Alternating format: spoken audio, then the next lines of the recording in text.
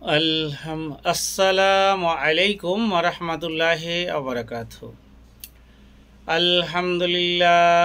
আলহামদুলিল্লাহি নাহমাদুহু ওয়া নাস্তাঈনুহু ওয়া নাস্তাগফিরুহু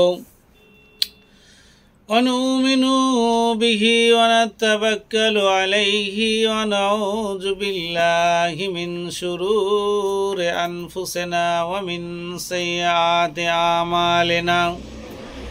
ومن يهده الله فلا هادي له ونشهد أن لا إله إلا الله ونشهد أن محمدا عبده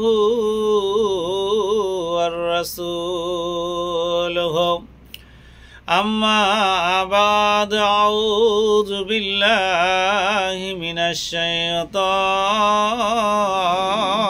الرجيم بسم الله الرحمن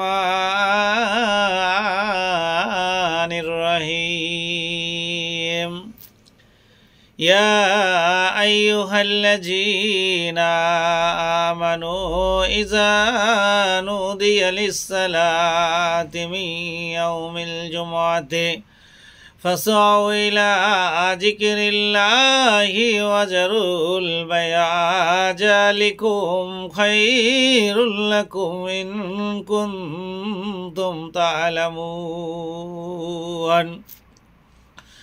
فإذا قضيت الصلاة فانتشروا في الأرض وابتغوا من فضل الله واذكروا الله كثيرا لعلكم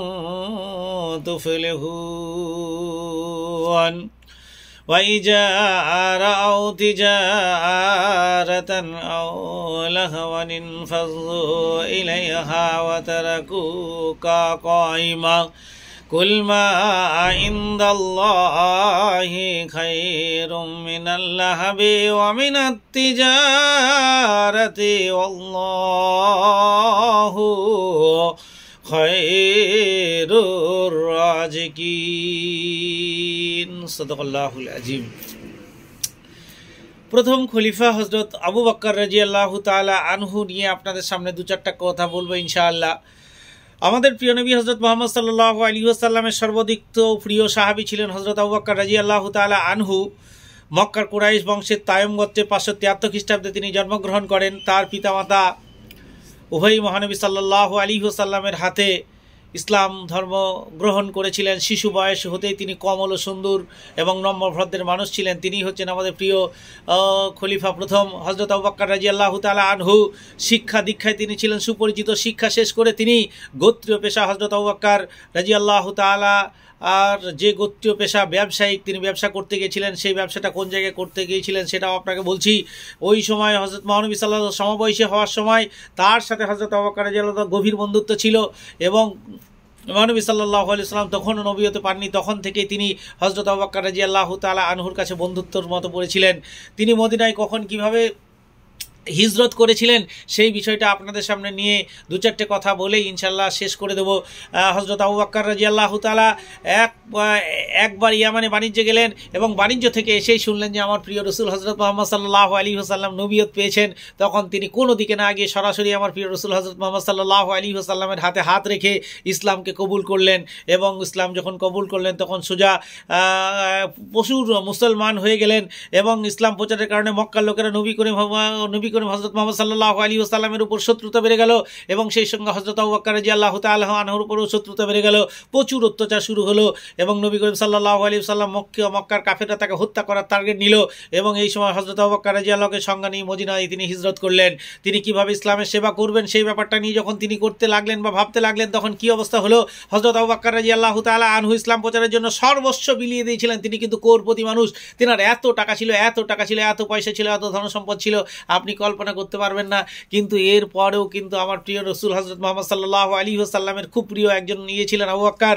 তো সেই আবু বকর হযরত তার চেষ্টায় হজরত উসমান, হজরত তালহা, হজরত জুবায়ের, হজরত আব্দুর রহমান ও হজরত সাদ ইবনে আবি ওয়াক্কাস প্রমুখ বড় বড় সাহাবী ইসলাম ধর্ম গ্রহণ করেছিলেন। মুসলিম দরদি তাদেরকে কাফির মনিফরা কঠিন শাস্তি নির্যাতন করেছিল, তবু তিনি তার জায়গা থেকে তিনি পিছু হটেননি। এইভাবেই অনেককাল তিনি কাফিরদের নির্যাতনের হাত থেকে রক্ষা করেছিলেন। তাকে ইসলামের ত্রাণকর্তা কেন বলা হয়েছে, এই ব্যাপারটা নিয়ে যদি আপনি একটু ভাবেন তাহলে আপনার একদম ভিতরে টোটালটাই হয়ে যাবে। হজরত মহানবী সাল্লাল্লাহু আলাইহি ওয়াসাল্লাম ইন্তেকালের পর মুসলিম সাম্রাজ্যের খলিফা নির্বাচিত হন হজরত আবু বকর রাদিয়াল্লাহু তাআলা আনহু। ওই সময় মুসলিম সাম্রাজ্যে কতগুলি সমস্যা দেখা দেয়। কিছু লোক মিথ্যা দাবি করে যে আমি নবী পেয়েছি, আমি নবী, আমি অমুক, আমি তমক, এইরকম বড় কিছু বলতে থাকে।